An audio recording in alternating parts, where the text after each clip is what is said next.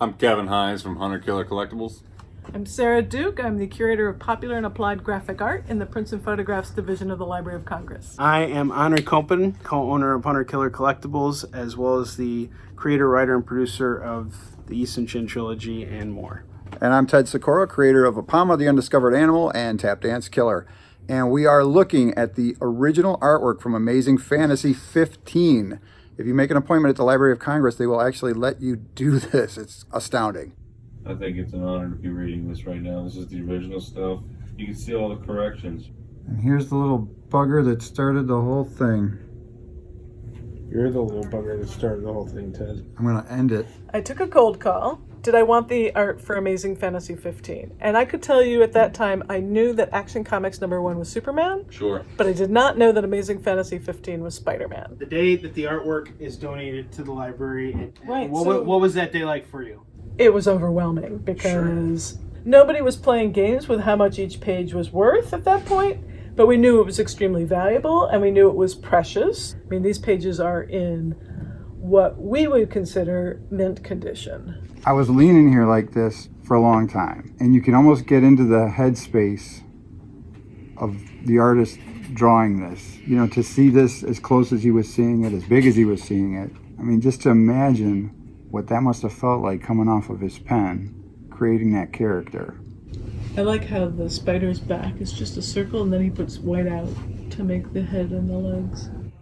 This is an interesting graphic design choice. So originally, Mr. Ditko had the webbing behind the name, but he decided to white out that entire web and then put it on the shadow wall behind Peter, which does make a pretty ominous backdrop. So here's this detail right here. Yeah. The actual pupils within the spider lenses. We don't ever see that except for here. And even when this book was colored, this was not taken out. What'd you see? The eyeballs. Is The he eyeballs. supposed to be touching that? Oh, sorry. Well, there's Mylar. This is the only time we see pupils within the lenses. Why do you think this was kept? Was this kept in order to make the reaction stronger? It's angry. It's a shock. It's a shock. It's a shock. It's the denouement. Spider-Man was the first story. This was the second story, The Bell Ringer. And it is a very spiritual tale. So we've just been discussing how much did they realize that this was going to be such a hit. And of the other stories in Amazing Fantasy, you said there's only one other month. One other margin note. Yeah. So in this one, there's, what, about 8 or 9? 8 or 9 margin notes. So Stan's note here is, Steve, remove spider, change position of hand. Steve, make this a sedan. No arms hanging. Don't imply wild, reckless driving.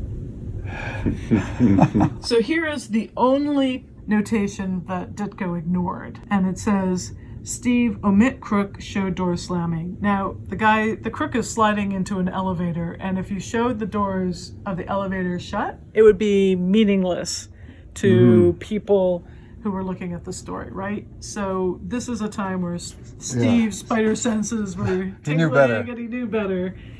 If anybody can make that one out.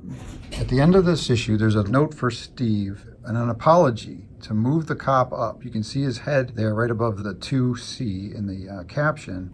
And then they added, for the further amazing exploits of America's most different new teenage idol, Spider-Man. What can you tell us about the person who gave it to you? I cannot tell you a thing about the person who gave it to us. It was an anonymous gift. All I ask is, before you book your tickets to Washington, D.C., you contact us and make sure that we're available. The spirit of the gift is given back to the American people by making it accessible. This one caption sums it up.